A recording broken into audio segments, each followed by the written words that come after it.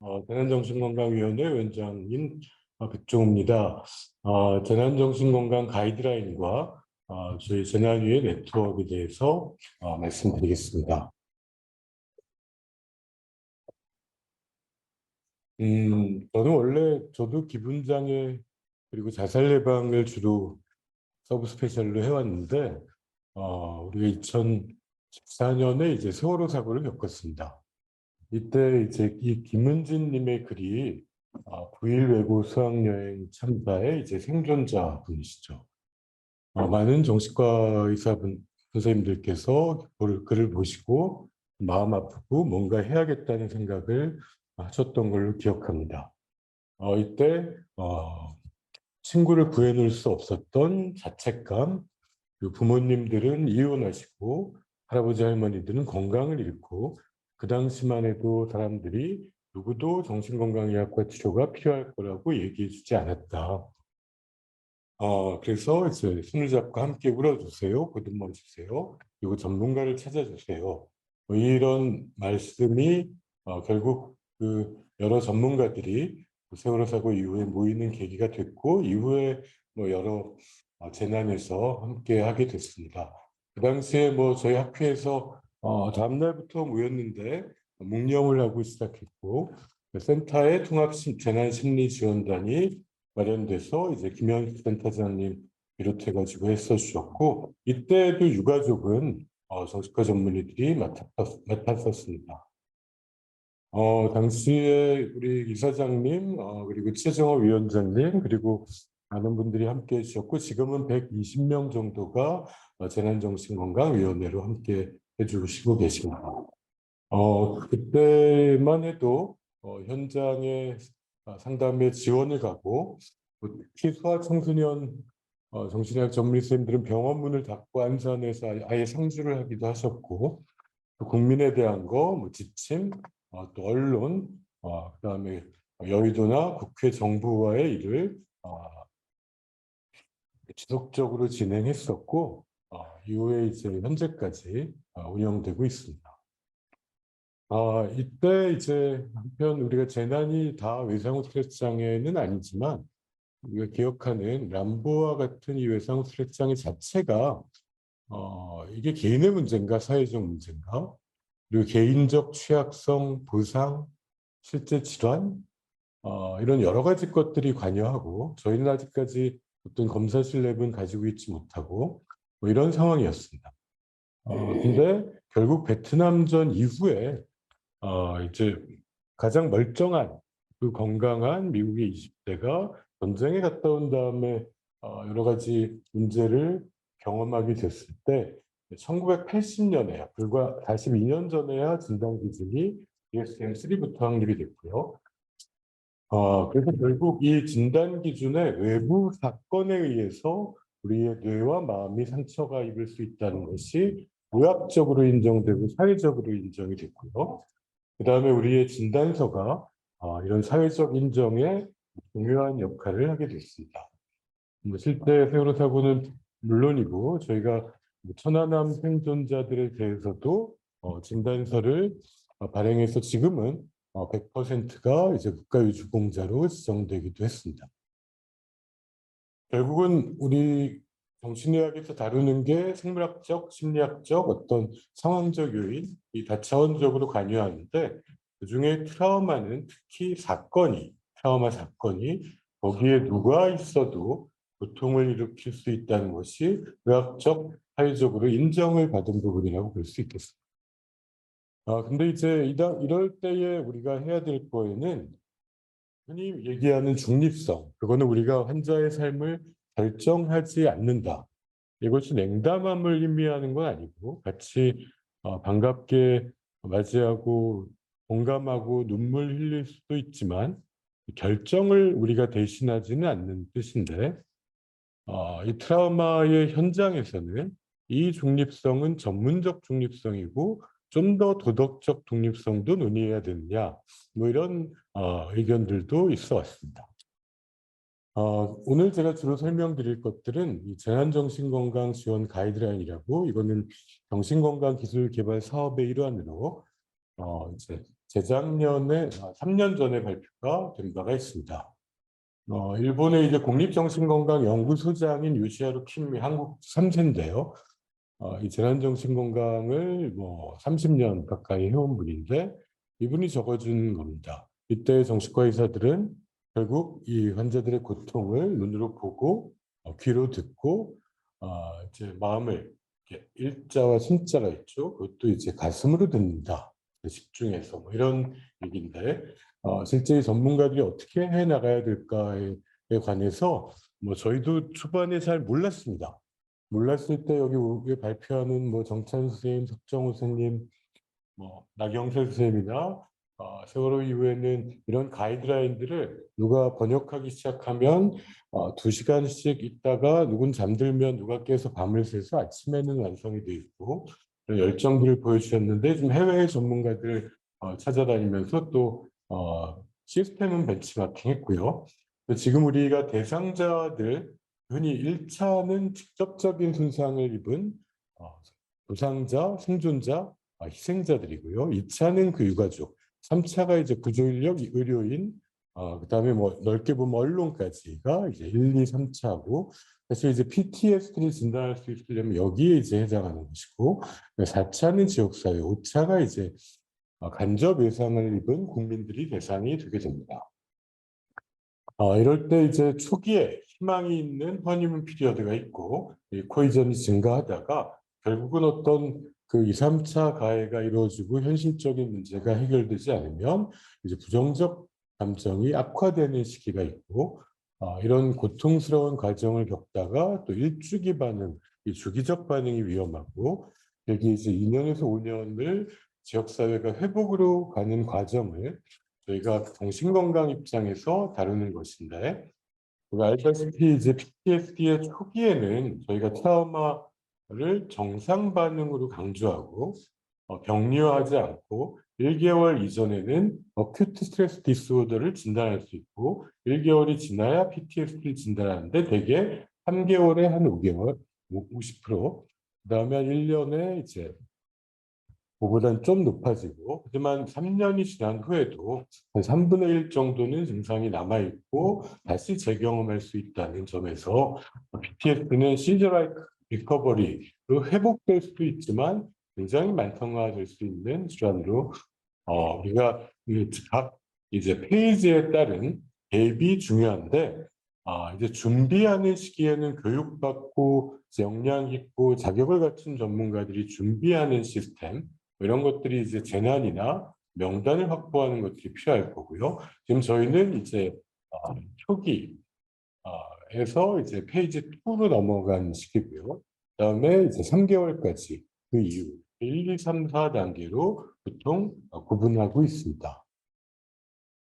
이때에 이제 지난주죠. 지난주에 저희가 1577-0199를 이제 단일하게 안내하고 그다음에 이제 민관 협력의 시스템을 뭐 시작하고 지금 세월호 사고 이후에 가장 큰 성과는 이제 국립정신건강센터가 만들어진 거죠.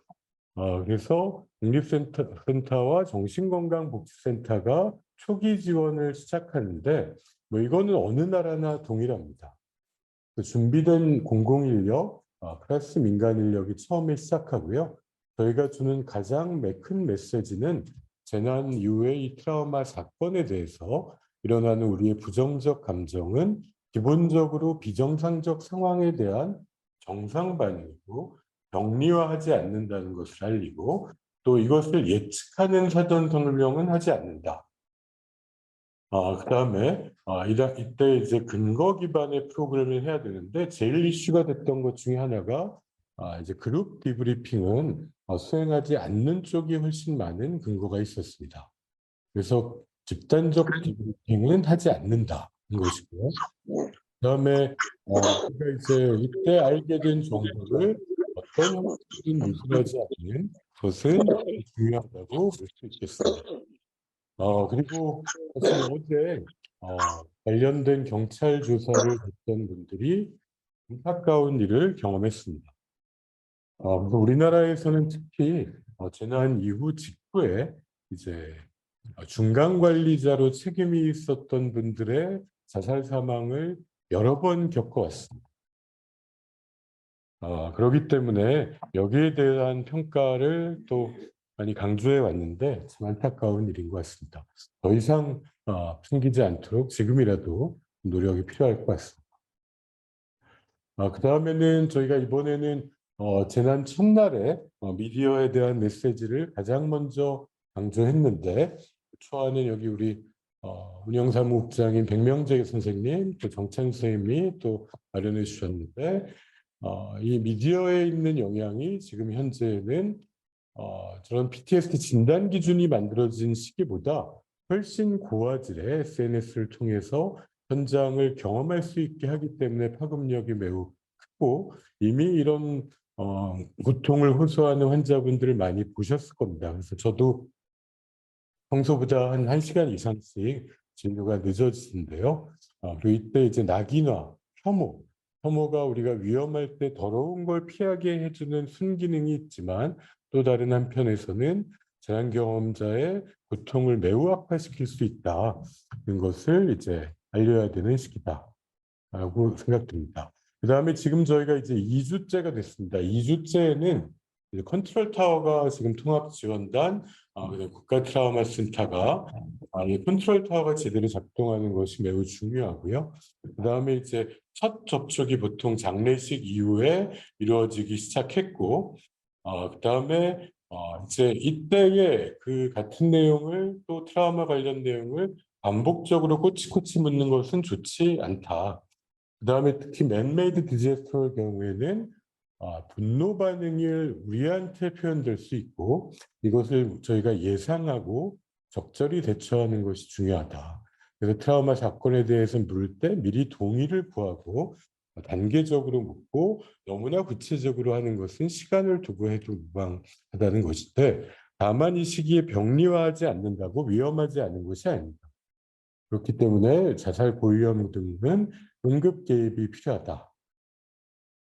라는 것이고 이제 우리 사회에는 사실 자연재해보다는 인재가 훨씬 많은 나라입니다.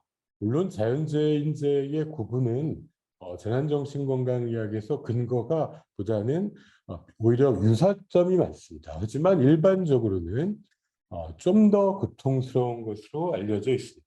인재가 결합될 때 책임, 원인이 무엇이냐기 때문인데 대표적인 게 미국에서 들은 버팔로 댐 사고 같은 인재는 이제 리더들의 이제 진상규명, 이제 약속이 제대로 이행되지 않을 때 트라우마가 만성화된다. 뭐 이렇게 보고된 바가 있습니다. 그다음에 이제 이 시기에 이제 비약물학적 치료에는 저희가 제일 중요한 게 이제 안정화요법, 이완요법이고 트라우마 포커스 CBT 근거가 있고요. 이때에 근거가 없는 불명확한 치료. 뭐 과거만 해도 현장에 웃음 치료한다고 오시는 분들 많이 있었는데 지금은 이제 그런 건 없어진 것 같습니다. 디브리핑에 대해서는 이 시기에도 일회성 디브리핑, 그룹 디브리핑은 에비던스가 매우 낮습니다. 그다음에 약물 치료는 가능하면 지양하는 것이 좋대 저용량의 항불안제, 인단을 포함해서 그다음에 불면증에는 수면제 단기간 처방이 권고됩니다. 그다음에 이제 1, 3개월에는 되게 정신건강센터들이 우선적으로 버티는 시기입니다. 근데 우리나라 지금 코로나로 2년 반을 소진돼 와서 이거 할 수 있을지 참 걱정도 됩니다. 이 수요가 많으면 별도의 센터를 커뮤니티에 빨리 이제 설치해야 되는데 세월호 같은 경우는 한 지역에 집중돼 있었는데 이제 가습기 다른 재난은 이제 전국 재난의 경우에는 또 어려움이 있는 게 사실입니다. 그리고 이제 생존자에 대해서는 주기적인 평가가 필요한 것이고 이제 1개월이 넘어선 시점에서도 심각성이 지속되면은 적극적으로 이제 개입을 해야 된다. 그다음에 아동 청소년의 주의할 점들 그리고 이 일반 주민에 대해서도 스크리닝의 필요성을 이야기하고 있습니다. 그래서 장기적으로는 그 지역의 니즈에 따라서 이제 자원을 투여하게 되고요. 그때 가서 결정을 하게 됩니다. 세계 일본 같으면 자연재난은 센터가 6개월에서 1년을 버티고 트라우마 센터를 그 중간에 설립하게 되고 그다음에 이게 시간이 지나가다가도 기념일 반응도 있고 2, 3년이 지나도 현실의 변화가 없다고 느낀 분들의 자살률이 증가할 수도 있기 때문에 이후에도 주의가 필요하다. 그래서 거점 센터는 어느 정도 필요한가? 재난마다 다르지만 10년을 갈 수도 있다. 이렇게 볼 수 있겠습니다. 그리고 요 전문가의 입장에서 이게 때로는 이게 고민도 있었습니다만은 중립성을 해치지 않는 선에서 피해자 편을 쓸 수 있는 것, 경험자 편을 쓸 수 있는 것들을 포함시키기도 했습니다. 결국 정신건강의학과 전문의 또 의사가 해야 되는 일이 이 애도 과정에서 슬픔을 함께하고 또 결국 세상으로 다시 일상을 회복하기 위해서 나아가는 분들의 이제 태풍을 만나면 다시 돌아와서 쉴 수 있는 항구의 역할을 하는 것이라고 생각됩니다. 근데 이 시기는 일상적 진료와는 다르게 니즈가 폭발하고 또 초기에 정상 반응을 노멀라이제이션을 해야 되는 역할도 우리한테 있고요. 이때 정신과 의사는 이게 이제 보통 가이드라인에서 제기한 것이 triage로 마치 군의관처럼 현장에서 심각도를 분류하는 것, 그리고 진단하는 것, 또 치료하는 것에서 유니크한 역할이 제기된다고 표현하고 있습니다. 그리고 우리나라의 제도가 아직은 숙제인 것들이 오늘 이제 의학과 정부와 신경정신의학회, 정신의학, 건강의학과, 의사회가 함께 유가족 부상자를 지원하기로 한 시스템을 만들었는데요. 이후에도 재난정신건강위원회에 많은 선생님들 같이 해주시고 머리를 맞대서 또 자신이 할 수 있는 일을 하면서 이 시기에 중요한 정신과 의사의 책임을 이행할 수 있었으면 합니다. 예, 공청해 주셔서 감사합니다.